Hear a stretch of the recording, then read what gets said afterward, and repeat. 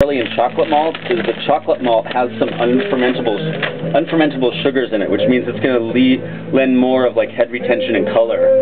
Whereas roasted barley actually has some fermentable sugars in there, so you're going to get a little bit of sugar out of it, in addition to the sugars that we're going to be doing.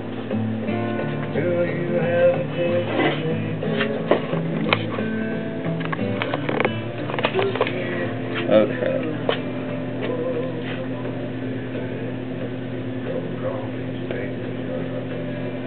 You know what I need? I need a little plate. Here. Perfect.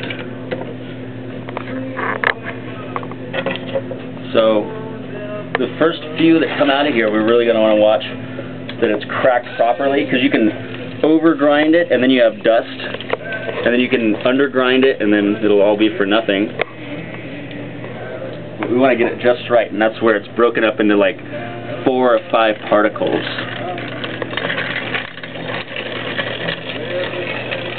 Yeah, that's just a little bit. Yeah. And you kind of adjust it here. See, that's not enough. And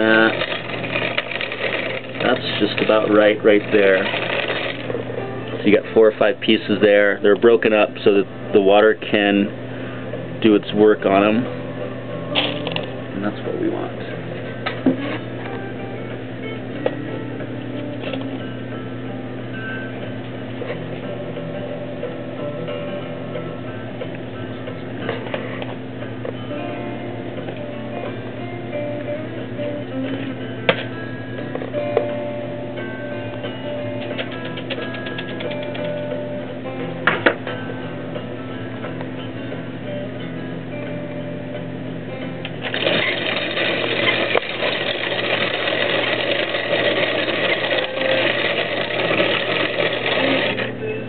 I used to have a little pan that went underneath here to kind of help out. I don't know what happened to it, but it's not with me anymore.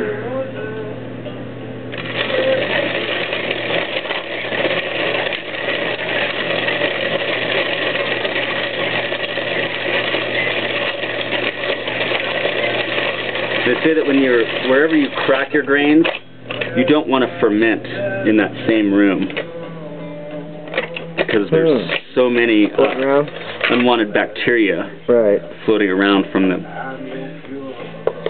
grains.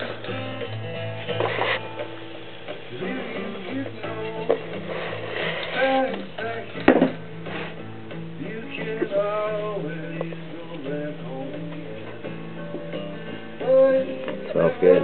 It's like cereal. Alright, what do we do here?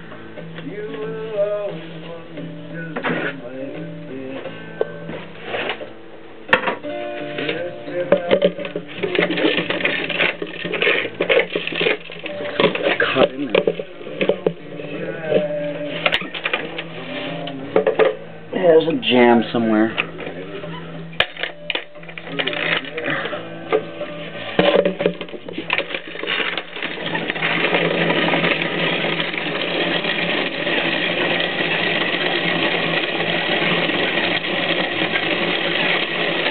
I shouldn't even have this thing in here.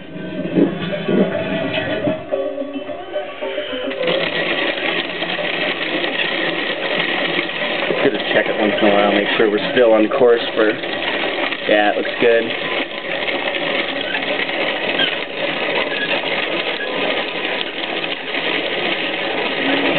This is where the drill comes in handy.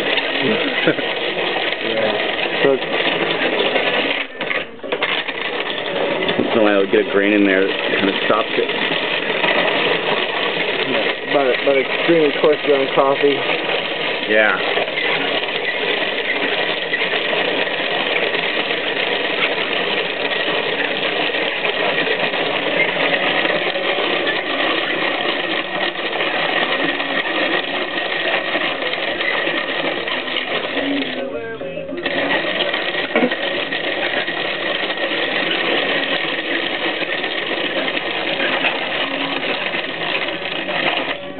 Were you concerned about pre-mixing the 2 different barleys? No, it's all going in the same bag. Okay.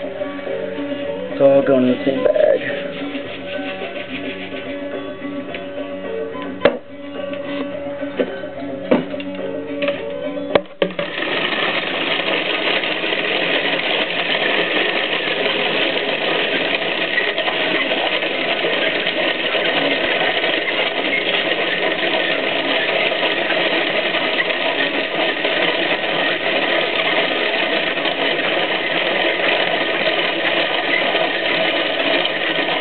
In fact, when you do all grain, you just throw it all into the mash.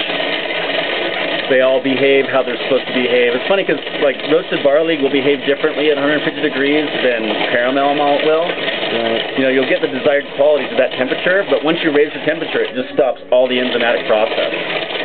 So it's got to be between 150 and 160. As you'll see, we'll get the temperature right there, and that's the tricky part. It's easy. So a particular given grain might need to be 5 or 10 degrees hotter to be able to get its maximum. Yeah, depending on how it's malted, like from the maltster. I mean, the maltster is the guy that takes it from the field and modifies it, changes it. You know, starts the sprouting process. Okay, so we got our 1 3/4 pound of grains here, and this is just for color, just for aroma, head retention, body.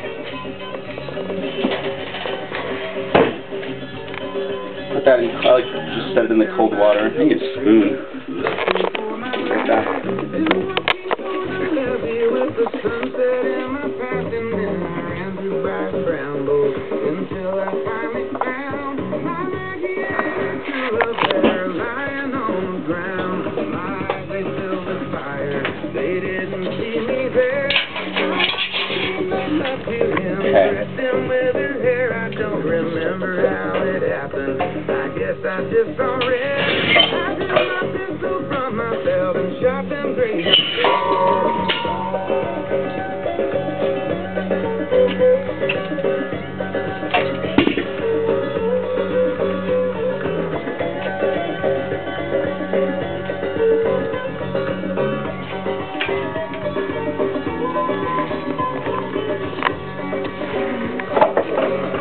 Let's see if I can.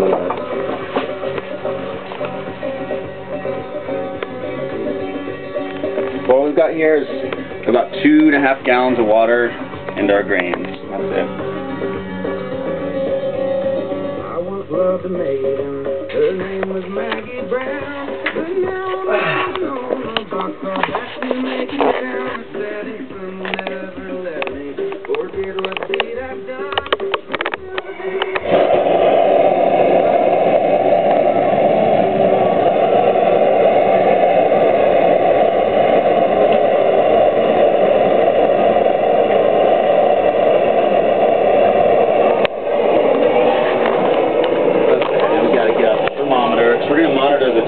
Make sure that it doesn't get above 160. We don't want it to get above 160. You can see it's already changing the color of the water. It should be fairly dark by the time we put this. And this won't, we're going to remove this after about 30 minutes. Once we hit 150, we'll hold it there for about 30 minutes. And that's the time it takes for all of the enzymes to be activated and all the color to bleach through. And it looks good. It looks like tea. Yeah, that's basically what we're making is tea. And then we're going to add a lot of sugar to it and ferment it.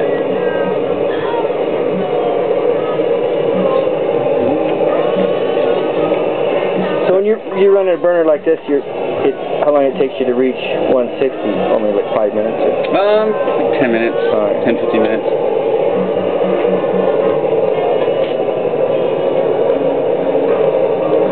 This setup with the trifold stand, and the propane tank is the way to go, man, because it's up high, and with the touch of a button, you can regulate the temperature pretty quickly, which is crucial. As you'll see once we get to where we're boiling the malt, there comes a point in time when the water gets so hot that it reacts with the sugar and it wants to just boil over, and in fact it will if you let it. It'll boil over and make a huge freaking mess. The first batch of beer we ever made, we made 2 batches in my friend's house, right over by where you live. And we had a major boil over. We didn't know what we were doing. We made it such a huge mess out of that guy's kitchen, man. He was sure his wife was going to come home and kill all of it. That's what the guy that had the shop next to you was talking about, having a 7 gallon to make sure you didn't boil over. Yeah. You have to have a couple extra gallon space for that. You do. You got to have at least, yeah, a gallon space, you know, plenty of head space to kind of play with.